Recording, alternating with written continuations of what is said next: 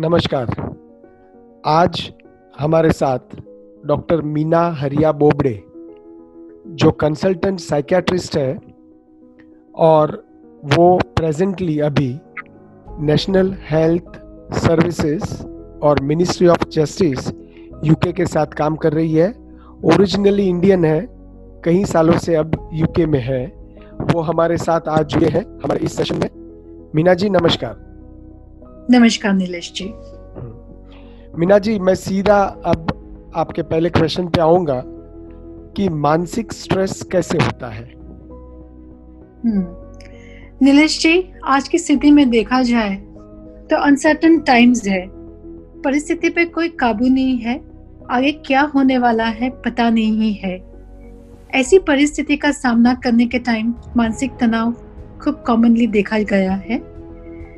अगर हमें पता नहीं है कि हम इसे कैसे डील करें और क्या होने वाला है, ये स्थिति फाइनेंशियल डिफिकल्टीज में भी तकलीफ हो सकती है, इसलिए मानसिक तनाव हो सकता है। अच्छा, मानसिक तनाव के लक्षण क्या हैं? खूब कॉमनली देखा गया है कि लोग एंजाइटी या डिप्रेशन के शिकार हो सकते हैं। एंजाइटी में भय लग सकता है, कुछ होने वाला है, कुछ बुरा होने वाला है। छाती में दर्द, पेट में गुड़गुड़, हाथ पैर कांपना, पसीना आना। उदासी में उदास रहना, नींद नहीं आना, खाना ठीक से नहीं खा पाना, कहीं भाग जाने का दिल करता है। ये सब उदासी और एंजाइटी के चिन्ह है, लेकिन ये बीमारी है जरूरी नहीं है। चिन्ह और बीमारी में अंतर है। ये कभी कभी किसी को, सभी को हो सकता है, लेकिन यही चिन्ह कंटिन्यूसली करीबन 2 हफ्ता है और करीबन इतना समय और इतनी मात्रा में है कि रोज की दिनचर्या में खलल डाल रहा है, तो वो बीमारी है।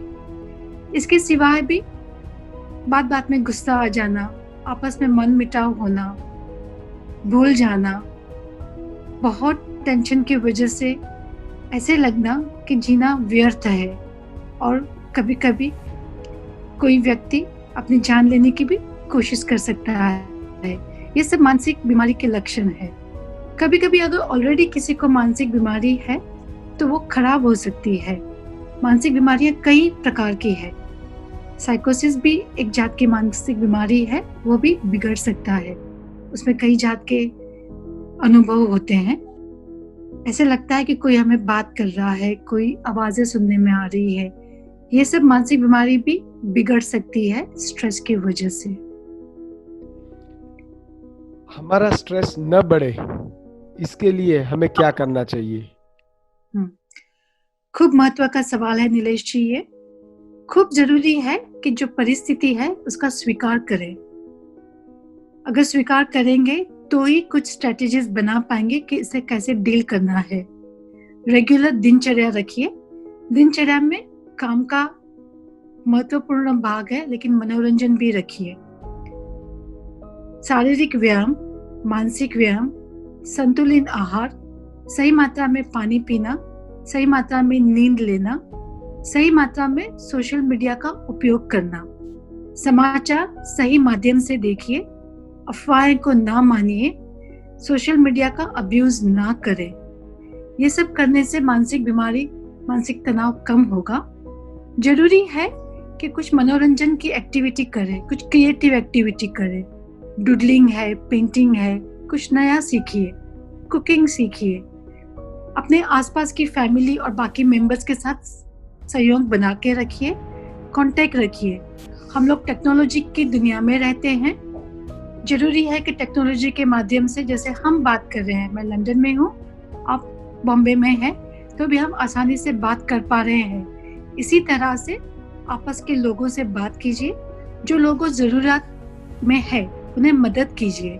किसी को मदद करने से स्ट्रेस काफी कम होगा, जो अभी आप कर रहे हैं। इसी कारणों से मानसिक तनाव कम होगा। अच्छा, अगर स्ट्रेस बढ़ ही जाता है या कोई मानसिक रूप से बीमार है तो उसे हम कैसे सपोर्ट कर सकते हैं? उसके लिए हमें क्या करना चाहिए? जरूरी है नीलेश जी, अगर किसी को ऑलरेडी मानसिक बीमारी है और उसके चिन्ह अगर फैमिली मेंबर्स को पता है तो उसका ख्याल रखें। अगर वो चिन्ह आ रहे हैं तो जितना जल्दी हो सके उतनी मदद लें, उनके डॉक्टर से कांटेक्ट कर सकें। काफी डॉक्टर्स आजकल टेली कंसल्टेशन और वीडियो कंसल्टेशन से ऑलरेडी सेवा दे रहे हैं। दवाइयाँ रेगुलरली ले, और जैसे मैंने पहले बढ़ाया मानसिक स्ट्रेस कैसे रोका जाए, वो सब स्टेप्स लिया जाए। आहार है, नींद है, कसरत है, बाकी लोगों से मिलना जुलना है। जो लोग ऑलरेडी मानसिक बीमारी से पीड़ित है उन्हें बहुत जरूरी है सपोर्ट दिया जाए। उनको बातें करो, उनके साथ पूरा फैमिली बैठ के कुछ एक्टिविटीज करो। वो करने से वो लोग को सपोर्ट मिलेगा और उनकी मानसिक बीमारी बढ़ने के चांसेस कम है। अगर दवाइयाँ शुरू है तो रेगुलरली दवा लेना जरूरी है। अभी आज जो ये महामारी चल रही है कोरोना वायरस की वजह से, कोविड-19, अगर कोई पेशेंट पॉजिटिव आ जाता है टेस्ट करने के बाद, तो वो पेशेंट और उसके घर वाले बहुत स्ट्रेस में आ जाते हैं। उनको आप क्या सलाह देना चाहेंगी? नीलेश जी, बहुत जरूरी है, जैसे मैंने कहा कि परिस्थिति को स्वीकार करना है। अगर कोविड पॉजिटिव आ गया है, पैनिक होके भयभीत नहीं होना है। जब भी आप भयभीत हो जाते हो तो आपकी सोचने की क्षमता कम हो जाती है और आप आगे प्लानिंग नहीं कर सकते हो। बहुत जरूरी है जानना, और उसकी सही जानकारी यही है कि 97% लोगों को ये बहुत ही मामूली लक्षण आते हैं, बड़ी बीमारी नहीं होती है। 3% लोगों जिनको बड़ी ज्यादा बीमारी होती भी है, उसमें से 1 और 2% लोग ही जान गंवाते हैं। काफी लोग कहीं हद से ठीक हो सकते हैं। ये जो सही आंकड़े हैं उसकी जानकारी रखना जरूरी है। इसके बावजूद भी अगर कोविड पॉजिटिव आ गए हैं, जरूरी है उससे पहले कि सोशल डिस्टेंस बनाए रखो, आपकी सैनिटाइजेशन मेंटेन करो। अगर ना हो कोविड तो बहुत बढ़िया है, लेकिन इसके बावजूद भी हो ही गया है तो थोड़ा सा प्लानिंग करो, खुद के लिए और फैमिली के लिए प्लानिंग करो। एक बैग तैयार रखिए जिसमें आपकी जरूरत के सामान है, आधार कार्ड है, थोड़े पैसे है, रोज की दवाइयाँ है, पानी है, थोड़ा खाने का सामान, कपड़े, वो तैयार रखिए अगर आपको जाना पड़े। गवर्नमेंट ने ऑलरेडी हॉस्पिटल्स और बेड्स बनाए हैं इंडिया में जहाँ आपको आइसोलेट करेंगे। पीछे आपकी फैमिली के लिए क्या क्या बंदोबस्त कर सकते हो उसका ऑलरेडी प्लानिंग कीजिए। आपके अड़ोस पड़ोस के लोगों को, किसी को और ये बीमारी ना फैले उसके भी स्टेप्स लीजिए। अगर आपको ऑलरेडी पता है आप किसके किसके सहयोग में आ गए हो, उन्हें भी जानकारी दीजिए। अगर आप कोविड पॉजिटिव आ गए हो तो उन्हें भी पता चले। अगर वो लोग रिस्क है तो अप्रोप्रिएट स्टेप्स ले सकते हैं। तो जरूरी है, सबसे महत्वपूर्ण, नॉट टू पैनिक, भयभीत ना हो, परिस्थिति का स्वीकार कीजिए। परिस्थिति का स्वीकार कीजिए, भयभीत ना हो। ये खास आपका जो इसके लिए है वो सुझाव है। अब आप है इंडिया से, रहते हैं लंदन में, इंडिया आते जाते रहते हैं। इंडिया और लंदन, इंडिया और यूके, भारत और इंग्लैंड, इस दोनों जगह की परिस्थिति को देखते हुए आपने बहुत नज़दीक से देखी हुई है, आप उसकी तुलना कैसे करेंगे ये परिस्थितियों में? नीलेश जी, दोनों ही संस्कृति काफी अलग है। भारत की संस्कृति कुटुंब प्रधान है, हम लोग कुटुंब के साथ रहते हैं। कुटुंब हमारा किला है। कुटुंब से हमें काफी सपोर्ट और काफी मजबूती मिलती है, जो वेस्टर्न कंट्रीज में इतना नहीं है। लेकिन वेस्टर्न कंट्रीज में लोग ऑलरेडी काफी डिसिप्लिन्ड है, उन्हें लॉज वगैरह फॉलो करने में आसानी होती है, जो हमारे इंडिया में थोड़ी मुश्किल है। इसलिए मोदी जी ने काफी स्ट्रॉन्ग लॉकडाउन रखा है। यहाँ पे हमारी गवर्नमेंट ने ऑलरेडी हमें एक्सरसाइज करने के लिए, बाहर जाने के लिए 1 घंटे की छूट दे के रखी है। हम लोग यहाँ पे इकोनॉमी बनाए रखने की वजह से थोड़ी मुश्किल में है और हमारे डेथ रेट्स काफी बढ़ गए हैं, जो इंडिया में अभी तक नहीं बढ़े हैं। वो नहीं बढ़ने चाहिए, इसीलिए जरूरी है आप लोग प्रॉपर स्टेप्स लीजिए। दोनों ही कंट्री में काफी समानता भी है कि ये रोग किसी को छोड़ता नहीं है। हमारे प्राइम मिनिस्टर को भी हो चुका है।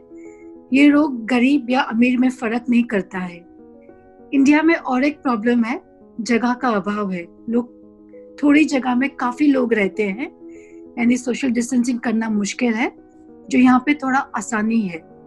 यहाँ की हेल्थ सिस्टम ऑलरेडी काफी वेल ऑर्गेनाइज्ड है, जो हमारे यहाँ पे नहीं है। यहाँ पे हम लोग काफी टेक्नोलॉजिकली भी आगे हैं, इंडिया भी पीछे नहीं है। इंडिया में हमारे पास मैन पावर है, जो फाइनेंशियल सिचुएशंस आगे डिफिकल्टीज आएगी, उसे लगता है इंडिया काफी जल्दी से बाहर आएगी, जो वेस्टर्न वर्ल्ड को काफी तकलीफ होगी। सो हर कंट्री में कुछ पॉजिटिव्स है, कुछ नेगेटिव्स हैं, लेकिन दोनों के लिए सबसे बड़ा महत्व का संदेश यही रहेगा कि आज की परिस्थिति का स्वीकार करो और अपने सहयोग के मुताबिक और अपनी परिस्थिति के मुताबिक स्टेप्स लीजिए। और सबसे बड़ा स्टेप है स्टे सेफ। मीना जी, आज का जाते जाते हुए आखिरी सवाल, आप हमारे दर्शकों को क्या संदेश देना चाहेंगी? एज अ कंसल्टेंट साइकियाट्रिस्ट आपका क्या संदेश रहेगा? जैसे मैंने ऑलरेडी ये मैसेज में बार बार कहा है कि परिस्थिति का स्वीकार कीजिए, कहीं ना कहीं किसी न किसी को मदद कीजिए। मदद करने से आपकी जो मन की शक्ति है काफी बढ़ेगी, आपको कंट्रोल में फील करेंगे, क्योंकि आप किसी और को मदद कर रहे हैं। दिनचर्या बनाए रखिए।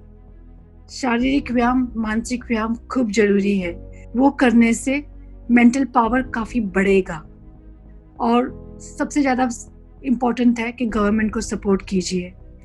ये बीमारी के लिए इंडियन गवर्नमेंट बहुत ही अच्छे स्टेप्स ले रही है, please follow them. Stay at home, stay safe. Thank you very much Meena ji, आज आपने आपका कीमती समय देकर स्पेशली यूके से हमने ये इंटरव्यू आपका लिया है। तो फिर से अगर ज़रूरत पड़ी तो आपको फिर से हम परेशान करेंगे, और आपकी जो सलाह है, आपकी जो सूचन है, वो यूट्यूब के माध्यम से पूरे समाज और भारतवर्ष में फैलाएंगे। Thank you very much. Thank you, Nilesh, for giving me an opportunity. Thank you.